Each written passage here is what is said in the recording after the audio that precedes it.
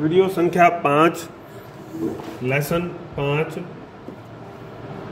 मुगल और सिखों के संबंध कैसे थे, इस संबंध में आज हम अध्ययन करेंगे, पढ़ेंगे, समझेंगे। इस काल में जो 6 मुगल शासक रहे, ये जो सिखों की अगर हम बात करें, और पैरेलल समानांतर 10 गुरुओं की जो है परंपरा जो है चली, 10 गुरु जो है सिखों के आए। तो जीवन काल अगर हम इन शासकों का और गुरुओं का अगर बात करें तो एक ही समय था लगभग। वो उतार चढ़ाव आते रहे और वर्णन जो है हम इस बारे में करेंगे एक एक का, शासक का और सिख गुरु का। बाबर एवं सिख गुरु। बाबर के समय जो गुरु थे वो थे गुरु नानक देव। यही इस धर्म के संस्थापक, पंथ के संस्थापक माने जाते हैं। उनका जो जन्म है वो तलवंडी में हुआ था। कुछ ही समय में इन्होंने जो है एक अच्छे प्रचारक की जो ख्याति है वो हासिल कर ली थी। अच्छे प्रचारकों में इनका नाम जो है गिना जाने लगा था।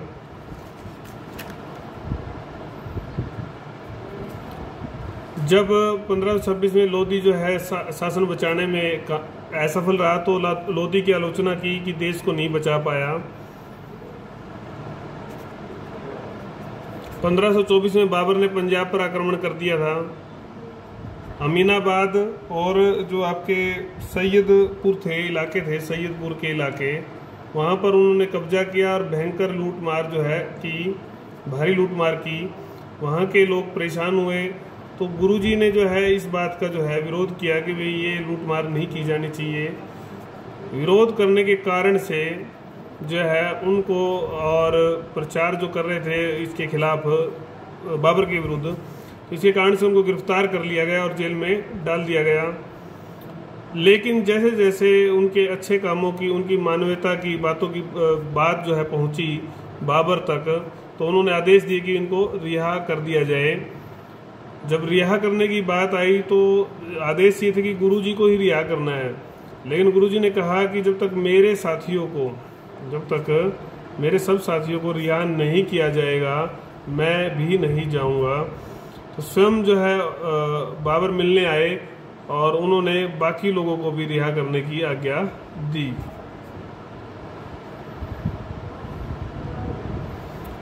बाबर का कंसेप्ट पूरा हुआ। अब आते हैं हुमायूं पर। नानक का जो प्रभाव था वो इनके ऊपर भी रहा, लेकिन मुख्य रूप से जो काल था इस समय वो था लहना का। लहना जो है गुरु अंगद देव के नाम से जो है गद्दी पर बैठे, उत्तराधिकारी बने। 1540 में एक घटना आती है कि जब शेर शाह से जो है पराजय हो जाती है हुमायूं की, तो शरण लेने के लिए वो जगह जगह जो है घूमते हैं, फिरते हैं। तो शरण लेने के लिए वो गोइंदवाल स्थान पर पहुंचते हैं गुरुजी के पास। तो गुरुजी जो है ध्यान नहीं देते, तो न देने पर जो है तलवार जो है हुमायूं अपनी तलवार निकाल लेता, तलवार की तरफ हाथ लेके जाता है, तलवार की ओर। गुरुजी शांत भाव से देख रहे थे, लेकिन कुछ क्षण बाद बोले कि तेरी तलवार जब कहाँ गई थी जब शेर शाह ने हमला किया था। तो उसका जो कोई जवाब जो है नहीं था, हुमायूं के पास कोई जवाब नहीं था। और उसने जो है शर्मिंदा होकर गुरुजी से शरण भी मांगी और आशीर्वाद भी मांगा कि जो है मुझे अपना शिष्य बना लो, मुझे शरण दो। तीसरे जो शासक थे मुख्य वो थे अकबर। अकबर के समय में 3 गुरुओं का जो है विशेष रूप से आगमन हुआ, मतलब रहे उस समय में। तो विशेषता क्या थी अकबर की, जो है ना, वो संतों को, फकीरों को, चाहे वो किसी भी धर्म के हो, उनको काफ़ी महत्व देता था, उनसे आशीर्वाद भी लेता, ठीक है, उनके प्रवचन भी सुनता।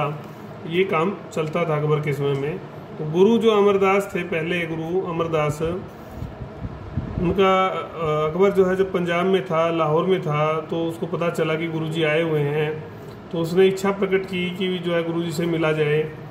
आखिर में उसने देखा कि जो है कैसा जो है मानवीय, बिल्कुल सिंपल जो है, सरल साधारण जो जीवन शैली है इनकी, वो देखकर वो काफ़ी प्रभावित हुआ गुरुजी से, सिखों से प्रभावित हुआ। तो उसने, अकबर ने जो है जागीर देने का प्रस्ताव रखा कि आप एक जागीर ले लो। लेकिन गुरुजी ने मना कर दिया कि हम संत हैं, हमें सांसारिक मोह की कोई वस्तु नहीं चाहिए। आखिर में अकबर ने जो जागीर है, उनकी पुत्री बीबी जो भानी थी, को दे दी।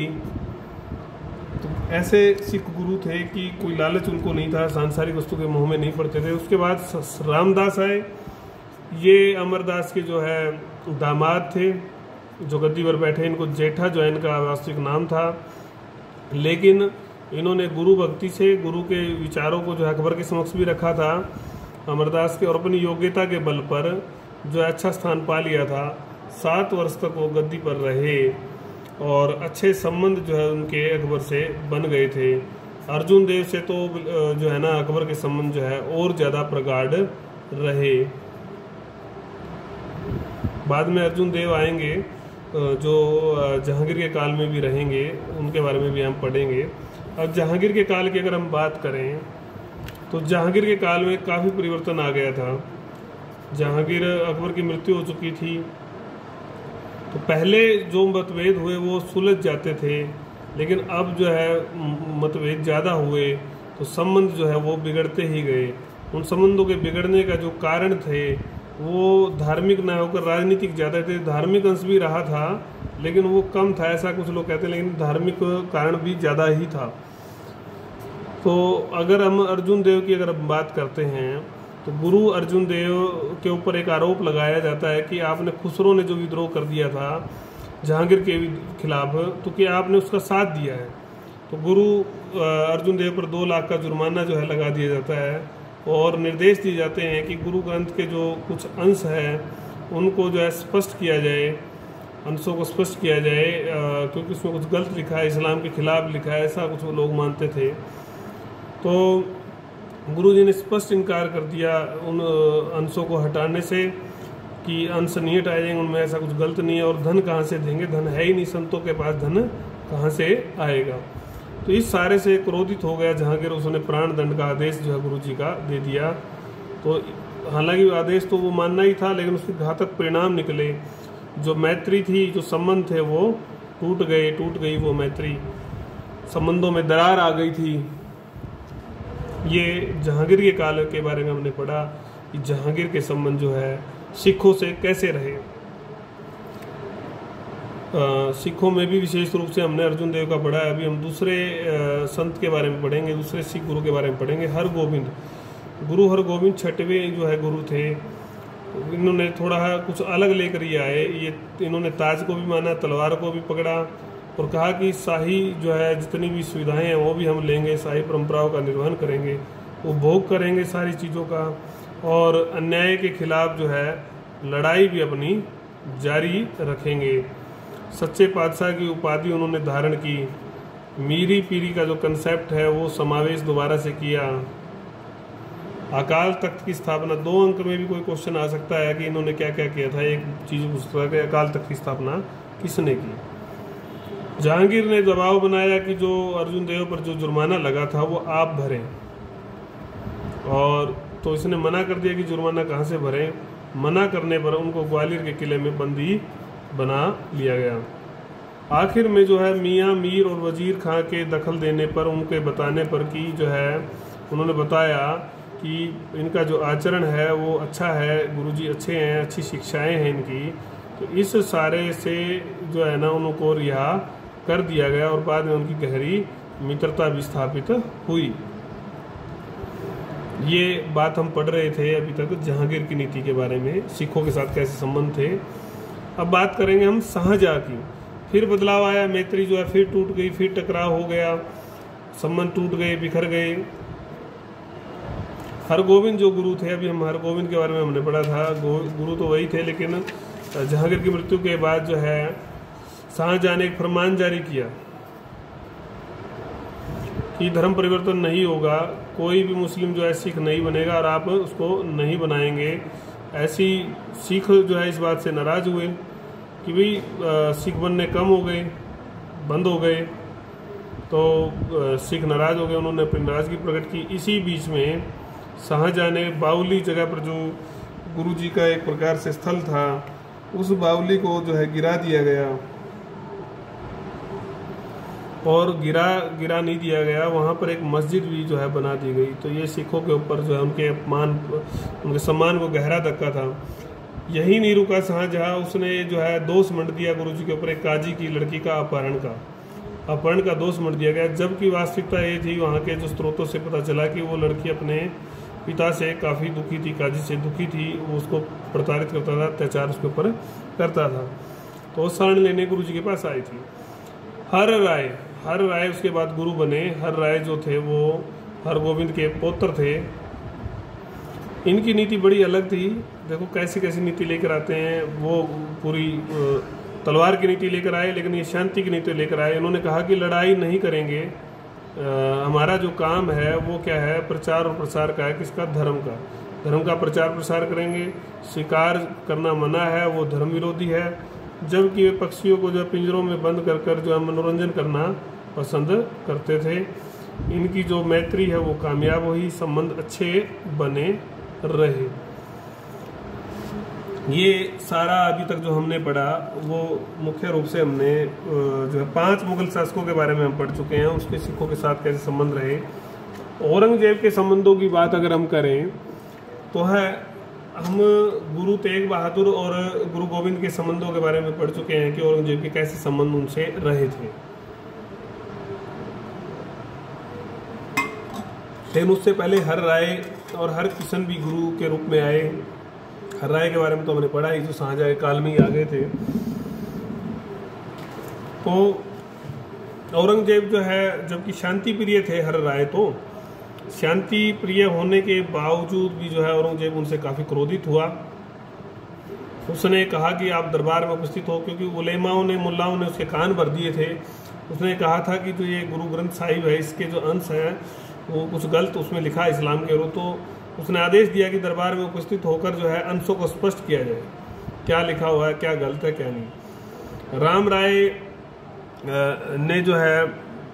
राय को जो है भेजा गया, जिसका बेटा था उसको भेजा गया, हर राय का बेटा। उसने व्याख्या करते वक्त उसने जो है देखा कि औरंगजेब जो है क्रोधित हो जाएगा, उसको सजा दे देगा, तो उस डर के मारे उसने कुछ अंशों को हटा दिया। इस सारे से औरंगजेब खुश हुआ, लेकिन जो है गुरुजी काफ़ी नाराज हुए। उसने जो राम राय को दंड देने का फैसला भी ले लिया था कि इसने जो गुरु ग्रंथ की साहिब का जो आदर्श है उसका जो है पालन नहीं किया, डर कर जो है ये गलत काम उसने किया है, ऐसा फिर उन्हें दंड देने का फैसला लिया था। और गुरु हरकिशन की अगर हम बात करें तो 5 वर्ष की छोटी सी आयु में ही उनको जो है गुरु बना दिया गया था, गुरु गद्दी दे दी गई थी। इस सारे से एक राम राय जो था वो अपमान उसने महसूस किया कि इतने छोटे को बना दिया, मैं उत्तराधिकारी होना चाहिए था। तो उसने अपमान का बदला लेने के लिए औरंगजेब के कान भरे और औरंगजेब के साथ वो मिल गया। तो औरंगजेब ने क्या किया कि दरबार में उपस्थित होने का जो आदेश दिया कि आप उसको आदेश दिया उपस्थित हो। तो गुरुओं में जो है जो भी वहाँ के लोग थे उनमें जो है चर्चा हुई कि भी फैसला लिया जाए कि जाएं या ना जाएं। तो आखिर में जो है जय सिंह जो था वो कामयाब हो गया जो है इनको मनाने में कि आप दरबार में उपस्थित हो जाएं, नहीं तो फिर ज़्यादा परेशानी हो जाएगी। तो रामसीना जो इनका महल था वहाँ पर जो है गुरुजी, छोटे गुरुजी जो 5 वर्ष के ही थे, और औरंगजेब में भेंट करवाई जाती है, मुलाकात करवाई जाती है। उस भेंट में जो है औरंगजेब क्या कहता है कि बहुत सारी महिलाओं को लाकर खड़ा कर देता है और उसमें कहता है कि राजा जय सिंह की पत्नी को ढूंढो।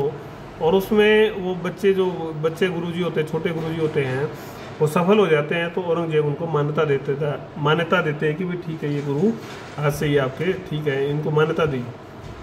औरंगजेब से मान्यता लेनी पड़ी राम राय के दुष्कृत्यों के कारण से। अब बात करते हैं हम गुरु तेग बहादुर की। गुरु तेग बहादुर जो थे ये भी औरंगजेब के काल में हुए।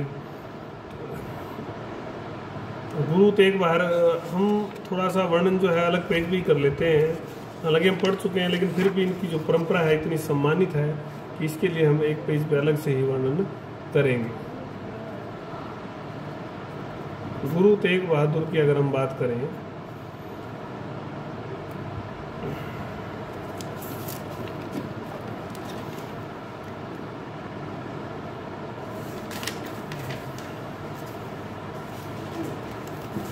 हरकिशन जी के बाद वो 9वें गुरु बने थे।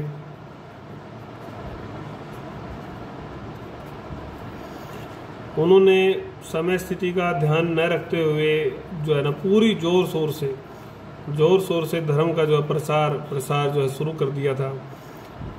उधर औरंगजेब जैसा धर्मांध व्यक्ति जो है शासन चला रहा था, तो उसके कानों में बात पड़ी कि जो है ये लोग धर्म परिवर्तन करा लेते हैं, धर्म परिवर्तन कर जो लोगों को सिख बना रहे हैं, मुस्लिम लोगों को। तो उसने आदेश दिया कि जो है आप सिख मत में न लें मुस्लिमों को। तो गुरुजी ने कहा कि हम जो लोग स्वेच्छा से बनने आते हैं हम उन्हीं को जो है बनाते हैं, ज़बरदस्ती नहीं करते। तो और इस से जो है औरंगजेब जो है रुष्ट हुआ, क्रोधित हुआ इस जवाब से। तो उसने आक्रमण करने का जो है विरोध इनका जो है निश्चय किया, निर्णय लिया। हालांकि उस बीच में जो है मिर्जा राम सिंह जो कि राजा जय सिंह के बेटे थे, उन्होंने बीच बचाव आकर जो है फैसला करवा देते हैं, एक बार वो रुकवा देते हैं, बचा लेते हैं इस लड़ाई से सबको। तो लेकिन इसी बीच में एक घटना और घटती है। पंजाब और कश्मीर के जो किसान थे, लोग थे, वो बड़े दुखी हो रखे होते हैं। तो वो गुरुजी से सहायता मांगने के लिए आते हैं, जब सहायता मांगने के लिए आते क्योंकि उनकी दशा बहुत खराब थी। तो गुरुजी ने जब उनका पक्ष लिया, उनकी बात रखी, तो गुरुजी को जेल में जो है डाल दिया गया। वहाँ पर उनके ऊपर दबाव डाला गया कि आप जो है मुस्लिम धर्म अपना लें। गुरुजी ने बिल्कुल इनकार कर दिया। इनकार करने पर जो है उनको मृत्युदंड दिया गया और आखिर में उन्होंने बलिदान देना ही उचित समझा। इस तरह से जो मैत्री की जो संभावनाएं थी भविष्य की, वो सारी संभावनाएं खत्म हो गई और अगला काल जो है और खतरनाक आने वाला था। अब चौथे गुरु के बारे में हम पढ़ेंगे, मतलब चौथा पॉइंट जो है इसके काल में जो गुरु आए चौथे, वो थे गुरु गोविंद सिंह औरंगजेब के काल में। जबकि ये थे 10वें गुरु, अंतिम गुरु थे सिखों के, हम ये पढ़ चुके हैं। तो टकराव का आधार तो पहले से ही तैयार था कि गुरुओं की हत्या की गई थी, उनको शहीद किया गया था। तो उन्होंने माखोवाल का क्षेत्र छोड़कर पांवटा के पहाड़ी क्षेत्र को चुना कि यहाँ रहकर जो है मैं इनसे मुकाबला करूँगा, सुरक्षित क्षेत्र भी है ये। तो इस बार जो है कोहलूर और बिलासपुर के जो स्थानीय शासक थे उनको भेजा गया इसको दबाने के लिए, दमन के लिए, लेकिन वो असफल हुए इन सैनिक अभियानों में। आनंदपुर की लड़ाई जो लड़ी गई उसमें सिखों की विजय हुई।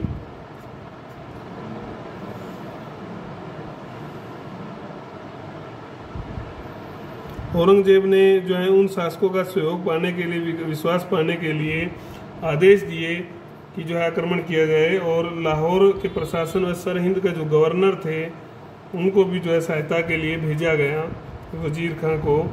आनंदपुर को घेर लिया गया। इसके बाद समझौते की बात चलाई गई, गुरुजी को निमंत्रित किया गया।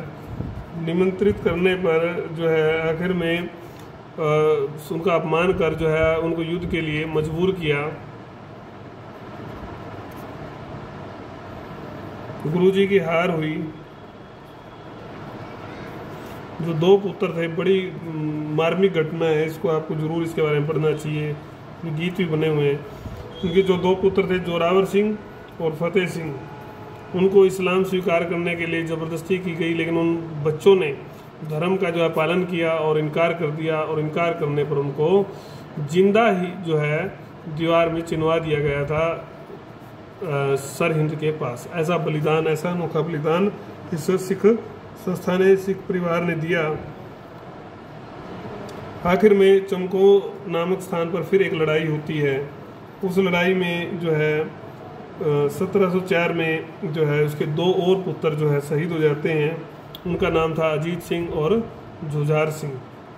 ये भी एक बहुत बड़ा बलिदान इस परिवार ने दिया। 1706 में फिर लड़ाई होती है मुगलों और सिखों के बीच अमृतसर में। ये लड़ाई जो है निर्णायक रहती, कोई फैसला नहीं हो पाता इसमें। इसके बाद गुरुजी ने जो अपना नया स्थान था, जो केंद्र था, वो तलवंडी साबो बना लेते हैं। उसको तलवंडी साबो को गुरुजी की काशी बोलते हैं। ये आपके कहीं भी जो है 2 नंबर के प्रश्न में भी आ सकता है, गुरुजी की काशी। 1707 में औरंगजेब की मृत्यु हो जाती है और इसके बाद जो है कुछ ही समय बाद 1708 में गुरुजी भी ज्योति में जो है समा जाते हैं, ज्योति ज्योत समा गए। ये सिखों के संबंधों के बारे में हमने पढ़ा।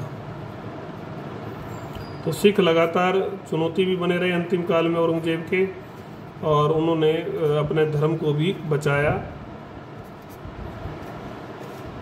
सिखों की परंपरा बड़ी अनोखी है, बड़ी अद्भुत है, इसके बारे में जानना चाहिए आपको।